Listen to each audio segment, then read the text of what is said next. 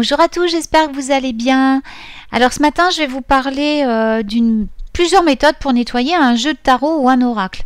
Vous pouvez retrouver cet article sur mon site à la date du jour, c'est-à-dire le 17 septembre 2021. Alors donc, je vais répondre à deux questions principales qui sont à quelle fréquence doit-on nettoyer un jeu de tarot ou un oracle et pourquoi? Et comment peut-on nettoyer les cartes? Alors, je ne vais pas m'étendre pendant très longtemps sur chaque réponse, parce que ça fait partie aussi des ateliers que je compte donner dans un futur proche, je dirais. Donc là, je vais simplement survoler les différentes méthodes. Donc, d'abord, la première méthode, donc, à savoir qu'il est déjà à quelle fréquence, voilà, qu'il est recommandé de nettoyer votre jeu entre chaque lecture en profondeur que vous faites. Parce que les lectures, comme celle-ci, nécessitent beaucoup d'énergie et de concentration. Et cela peut avoir un impact important sur l'énergie de vos cartes. Donc ça, c'est la première chose. Vous n'êtes pas obligé de le faire après chaque lecture, seulement quand ce sont des grosses lectures. Ensuite, la deuxième raison est bien sûr quand vous achetez votre oracle ou votre tarot, ou quand on vous le donne, ou si on vous en offre un. Si il est d'occasion, vous ne savez pas qui a manipulé les cartes avant vous, ni quelle énergie l'entoure. Mais c'est la même chose avec un jeu qui est neuf, en fait. Il est passé entre plusieurs mains depuis sa création. Donc, il est bon de lui ôter ses mémoires. Ensuite, la troisième bonne raison, c'est si quelqu'un touche votre jeu. Son énergie peut facilement et rapidement être transmise par ce contact physique. Et il faut savoir qu'on pourrait potentiellement l'utiliser à notre avantage si on faisait une lecture pour cette personne. Donc, par loyauté, mais aussi pour purifier le jeu de cartes, bien sûr, ôter toute trace de l'énergie de cette personne qui peut en plus perturber vos lectures, eh bien, vous nettoyez votre jeu. Ensuite, le quatrième raison, c'est quand vous voyez plusieurs cartes qui réapparaissent depuis une lecture précédente, une lecture récente. Si vous les voyez apparaître dans votre lecture actuelle encore et encore, c'est un signe que les énergies des personnes pour lesquelles vous lisez les textes deviennent confuses. Donc il faut le renettoyer. La cinquième raison, c'est de le faire aux différents moments de l'année.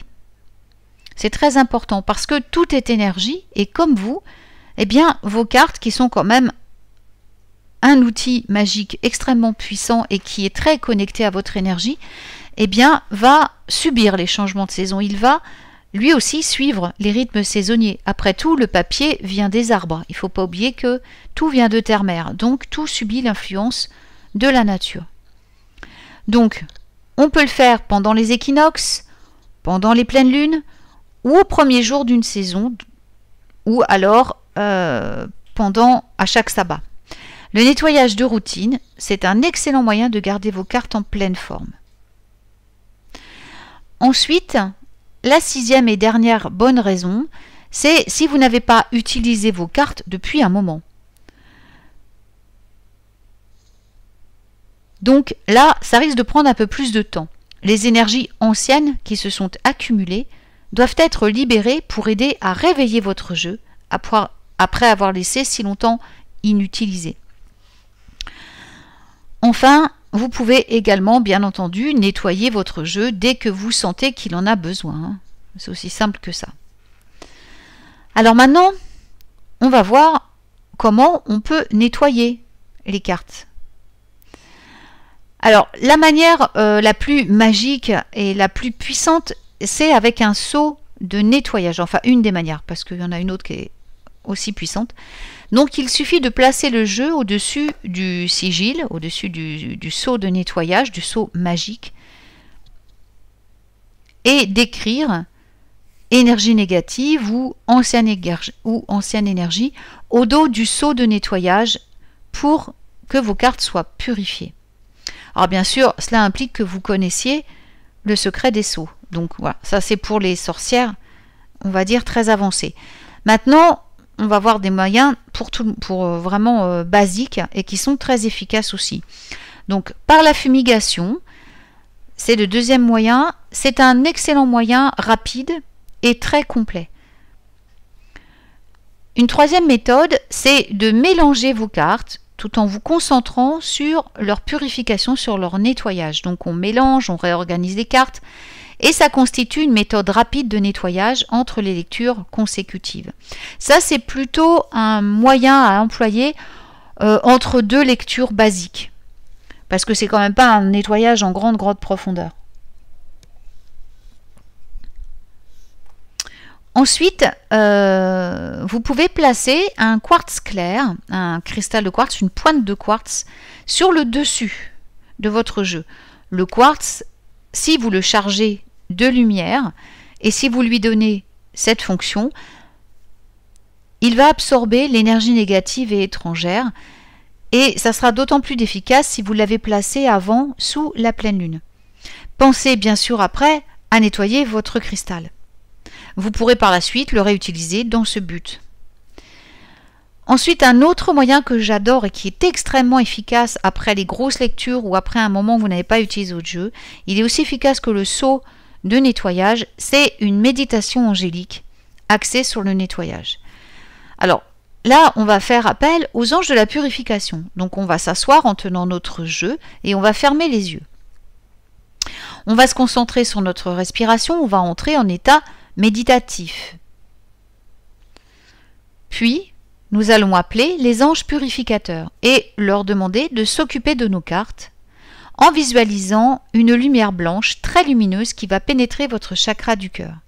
Il se peut que vous ayez un peu froid, c'est normal, hein.